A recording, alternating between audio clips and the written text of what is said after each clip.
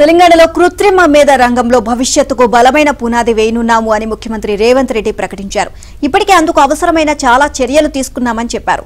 ఏఐపై తమ ప్రభుత్వ చిత్తశుద్ధిని శంకించాల్సిన అవసరం లేదు అన్నారు. హైదరాబాద్లోని హెచ్ఐసిసిలో కృత్రిమ మేధపై నిర్వహిస్తున్న 2 రోజుల అంతర్జాతీయ సదస్సులో తొలి రోజు ముఖ్యమంత్రి పాల్గొన్నారు.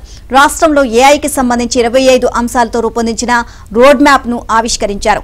దేశంలో కొత్తగా పరిశ్రమలు ఏర్పాటు చేసేందుకు హైదరాబాద్ తరహాలో మరే నగరం సిద్ధంగా లేదన్నారు. పరిశ్రమల ఏర్పాట్లో ఉన్న సవాళ్లను స్వీకరించడమే కాకుండా ఆయా రంగాలకు భవిష్యత్తును సృష్టిస్తామని చెప్పారు.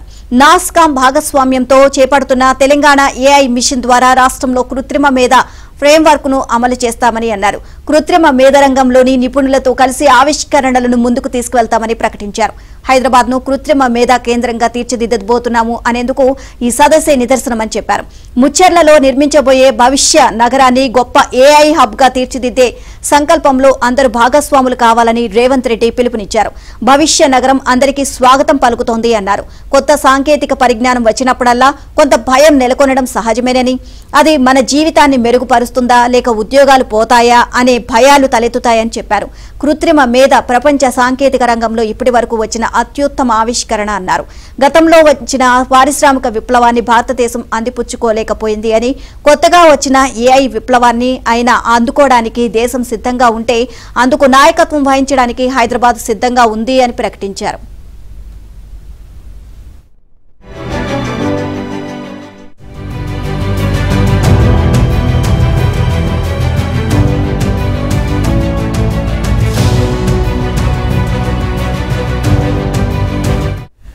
ఈ సదస్సుతో ఏఐ ఆవిష్కరణలో సరికొత్త ప్రమాణాలను సృష్టించేందుకు హైదరాబాద్ తన సన్నద్ధతను ప్రకటించిందని చెప్పారు. ఇక టెలివిజన్, కంప్యూటర్లు, ఇంటర్నెట్, మొబైల్ ఫోన్లను చూడడం మన తరం చేసుకున్న అదృష్టమని వ్యాఖ్యానించారు. Current bulb, TV, camera, computer ఇవన్నీ ప్రపంచ గతిని మార్చడంలో కీలక పాత్ర పోషించాయని చెప్పారు. రైలు ఇంజన్, విమానం ఆవిష్కరణలతో ప్రపంచ స్వరూపమే మారిపోయిందన్నారు. సాంకేతిక ఆవిష్కరణ లేకుండా సమాజంలో ఏ మార్పు జరగదని చెప్పారు. ఏఐ సదస్సులో ఏర్పాటు చేసిన వివిధ స్టాల్స్ ను రేవంత్ రెడ్డి సందర్శించారు. సదస్సులో పాల్గొనడానికి వచ్చిన ఎట్టా infrastructure solutions LLP CEO Sunil Gupta ముఖ్యమంత్రి రేవంత్ రెడ్డితో భేటీ అయ్యారు. ఇక హైదరాబాద్ లో జీపీయూ ఆధారిత ఏఐ క్లౌడ్ ఏర్పాటులో భాగస్వామ్యంపై చర్చించారు. అందరి కోసం ఏఐ అంశంపై అంతర్జాతీయ సదస్సు హైదరాబాద్ లో నిర్వహించడం ఇదే తొలిసారి. వివిధ దేశాల నుంచి 2000 మంది ప్రతినిధులు హాజరవుతున్నారు.